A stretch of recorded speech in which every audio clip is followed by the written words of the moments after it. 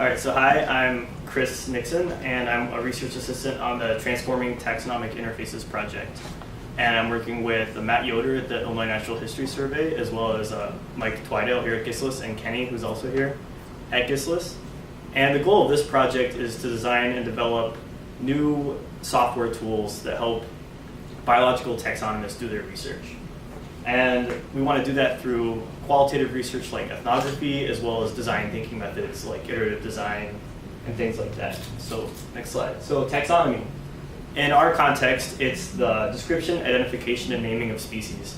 And there's lots of different types of work that fit under taxonomy, from finding a bunch of new specimens of insects and figuring out what they are and naming them and how to describe them, to species revisions, where you look at previous descriptions that have been done and see how accurately those actually match up to nature, and maybe those need to be changed. So there's a lot of complicated things that go on here. But kind of the central feature of all this taxonomy is if you go back. Oh, so hard. Yeah, so the physical specimen is really key. So you can see here, that's one example of some insect specimens. They're usually kept in trays in these drawers. And there's all kinds of metadata actually literally pinned to the insect on these layers of tags. And they range from one tag to some have like 5 or 6 tags, depending on who's looked at it and what they put. So that's really important. And most taxonomists that I've talked to for this project work in large research collections. Like this is the research collection at the Field Museum of Natural History in Chicago. So there's all these cabinets as far as you can see, and then each one is filled with, next slide, these drawers. And each drawer has all these insects inside. And so there's thousands and thousands of these insects in here. And some of them, and they all have various degrees of metadata. So that's who I talked to. So ethnography. So we're using these ethnographic methods. And why are we doing this? This is because we want to find out, what do these people actually do in their research? How do they do it? What's important to them? What do they like about it? What do they not like? What do they find annoying? The best way to do this is I go there and I interview them. I actually sit there and watch them work. I've actually learned a lot of taxonomy from this. They always teach me and give me tips, so that's always a good part of it too. But yeah, so this kind of like qualitative, spending time there, you really learn a lot more detail, not just what they do, but how do they do it. And so like one example, I went to the Canadian National Collection of Insects in Ottawa, and I spent a week there with all of these researchers. And so that was like a really great experience for me to kind of figure out what do they do, and finding the diversity of what they do. So they all say we do taxonomy. They all say, oh, go talk to him, he does the same thing as me. When you actually go and spend time with them, you find out they actually are doing different process, and they look for different things and different things of importance. So some examples of current taxonomic interfaces we found range from things like this.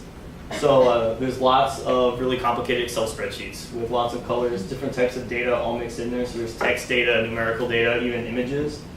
And these things might have hundreds of rows and columns. And a lot of these are developed by individual researchers. So they each have their own process, their own way of arranging it. And unfortunately, a lot of these things, the data is lost when the researcher retires.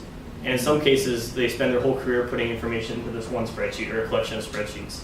And then when they retire, they may pass it along, but a lot of times the data is in no kind of standard format, and it really takes a lot of work to get it into some other new system. So that's one of our challenges. But actually, taxonomy is much more than just software interfaces, and that's a really important part. It's just one aspect. And so here is a taxonomist's workspace in their office. And you can see there's a lot of stuff going on. From down here, we have the actual tray of insects, like I showed you earlier. And there's actually a lot of physical work related to that. Like they actually a lot of times will go through and sort, rearrange things as they're working.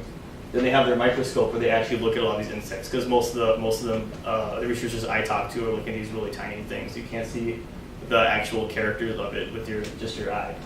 And then there's things like specimen preparation. Sometimes they have to manipulate where they are. Sometimes they have to actually do dissections. And then their computer there. And then on the other side, there's a lot of paper literature. So these people are also looking at a lot of literature that's published, oftentimes a long time ago. Some of the original species descriptions for some groups they're working on are published in the late 1800s, early 1900s, and they might not be available online. And so they have all this literature there. And so while they're working, they're actually switching among all these different types of tasks. And so that's something to take account. And sometimes it's difficult to switch from looking under a microscope to typing in a spreadsheet to going back to doing this. And so that's one aspect of the user experience you have to consider.